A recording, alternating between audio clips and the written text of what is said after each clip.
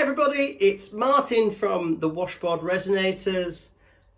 So, on this video, does thumbpick material make a difference to the sound? So let's get straight to the sound comparisons and then you can pick which one you think sounds the best. I'm going to cover up and yeah, pop a comment below, tell us which one you like. So I'm going to start with thumbpick A.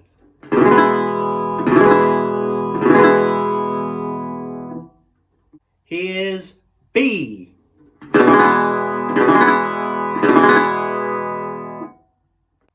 Here's C.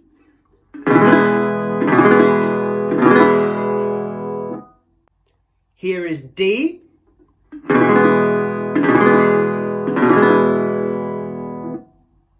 Here is E.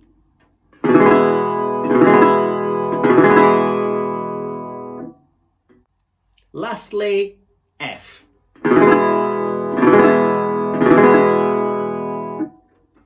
And we're back. So, pop a comment below which one you preferred.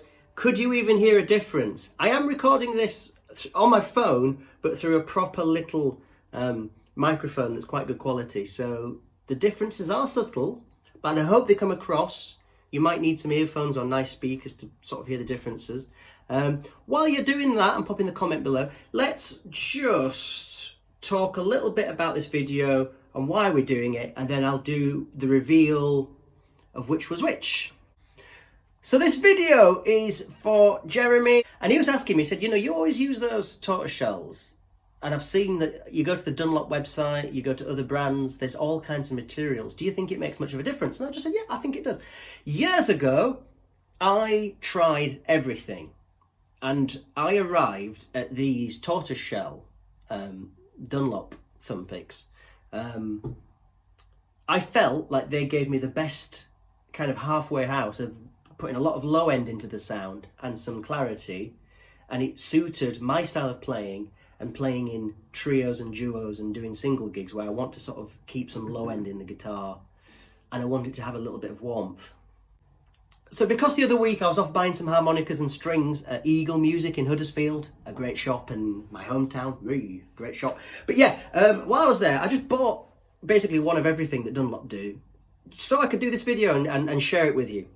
So let's have a little look-see, then we'll do the reveal. So there's various kind of materials, there's a picture up now, to give you an idea of what Dunlop claim.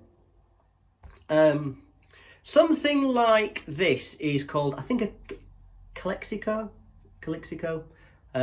Basically, that is a kind of celluloid kind of material. And they reckon that that's kind of quite long-lasting and warm. This is kind of an Ivroid, which is very similar to the kind of the binding material on a lot of these old guitars. Again, in parts of sound, these to me are quite a good sort of halfway house. The interesting one, and the reason why I went down this rabbit hole years ago, was these Ultex were out. They're relatively new, I believe. The material these are made out of is very satiny. It's very kind of hard compared to the other ones. And they reckon that these are louder and clearer. And so I was trying everything. I remember taking all these on stage. I remember being in Brecon, on stage at the Muse, the old museum there, and I had them all lined up so I could just keep swapping through songs and trying. And I remember thinking when I was playing, oh gosh, this particular thumbpick is a bit light and the band doesn't sound as heavy, as big, as wide. You know, me and Jack, there's just two of us. And some of the other ones thinking, gosh, the guitar sounds a bit muddy actually on this, now I'm using this thumbpick. So I found that the Dunlop, which I'd always used anyway, just because that's what pretty much all shops carry, and the other one's a bit more specialist, yeah, was actually, you know, a good halfway house. Before we do the reveal, if you want more information on thumbpicks and fingerpicks and all that kind of stuff, then we did do a video where it was like a beginner's guide to fingerpicks, but we talk about thumbpicks, metal thumbpicks, fingerpicks, techniques, how to kind of use them more. I'll pop that link in the description, so do check that out after you finish this video. But yeah, let's now do the reveal, and then what I'll do is I'll just have a little play with them and do a few little more comparisons, just so you can hear perhaps some differences. So here comes the reveal. Da da da da da da da. Does any of this make any sense to you? You know, is that what you expected? Does it even mean anything? So there we go. So there's some picks laid out. Now, what I'm going to do, I'm going to use my normal Tortoiseshell as a control pick.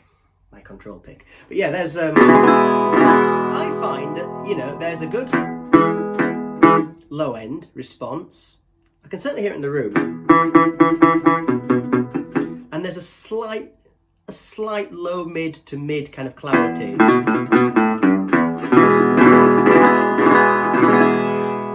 Now, if I just pick what I think is probably the most drastically different, which is the Ultex, I instantly hear that there's less low end, and the low end that's there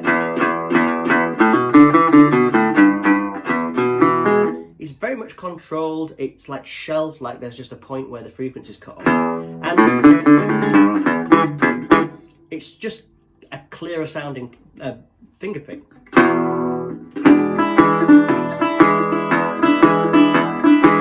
And that, you know, that can be a good thing. If you want clarity, if you want that sound, if you play in a certain way, that's fantastic. What you should hear there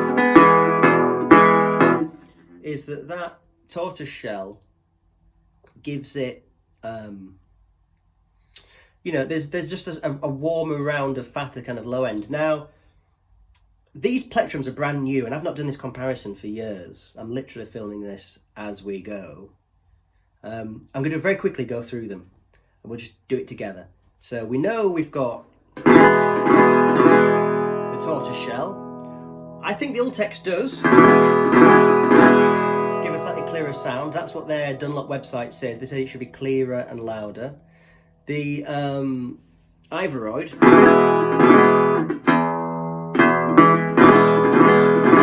like that. That's kind of fat and warm.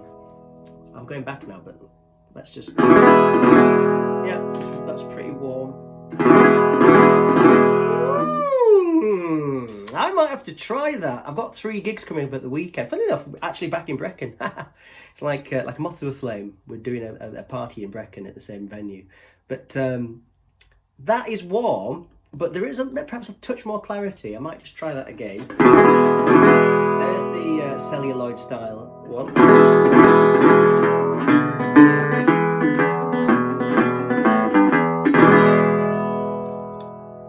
The brass. You should be able to hear, what I hear in the room, and I hope it comes across, is that the brass gets a very clear top end on it compared to anything else. And the Herco, which is a Dunlop brand, I've had that for years. I find these, they don't stay on very well. They're very, very soft, very nylon. They really can move. I found them to be very kind of mushy sounding. A friend of mine's a banjo player. He swears by these, and they sound great on his banjo. So, you know, there we go. It's, you know, each to their own. So before I draw this to a conclusion, do help me and Jack keep making these videos. There's a few ways, but go to the description. All the links are there. Join the mailing list. That is the best way, because we just want to tell you we've got gigs, we've got music coming out. We just tell you that. And then the other thing, is, of course, is just to like, subscribe and comment. We will appreciate that. We'd love to chat to you about all kinds of stuff down there. Thank you.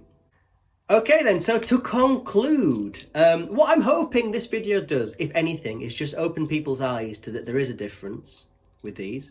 And that, you know what, for very little money, a couple of dollars, a couple of pounds, a couple of euros, a couple of shekels, groats, whatever, magic beans, you can perhaps change sort of fundamentally your guitar sound, and that's a good thing. So yeah, hopefully that's of service to you. And do you know what? There really is a difference in material. I really feel that there is. That's my conclusion from this. Is it massive? No. If you're playing in a noisy band with multiple people and horns and drums and stuff, would you hear the difference in of itself? Highly unlikely. But you know, if you're playing by yourself, or it's just about comfort or feel or response, They are well worth checking out. So thank you very much, everybody. I hope that helps, and we'll see you all on the other side. Bye-bye for now.